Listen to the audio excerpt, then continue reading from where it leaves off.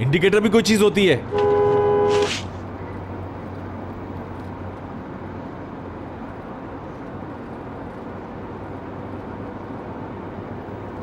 करीम को जब ये बात मालूम थी तो आज तक मुझे क्यों मालूम नहीं हुई? बताया तो था कि मैंने जानबूझकर नहीं छुपाई।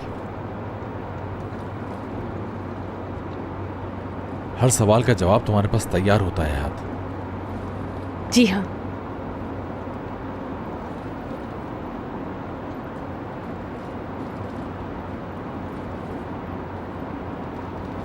यहाँ करीब में कोई मार्केट है क्या? है, क्यों पूछ रहे हो? क्योंकि चाय की पत्ती लेने वैन के अंदर गई थी ना तुम।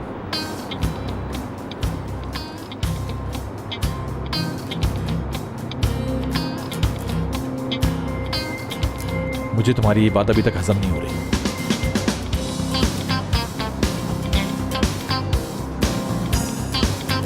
यार तू क्यों सुबह सुबह मेरा दिमाग खराब कर रहा है?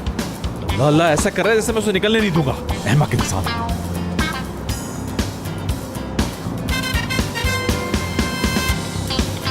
मुराद डियर डार्लिंग, इतना गुस्सा क्यों कर रहे हो? लोग तो यूं ही ड्राइव करते हैं। चल निकल निकल निकल, चल चल निकल, रास्ता दे रहा हूं ना मैं, निकल जाओ।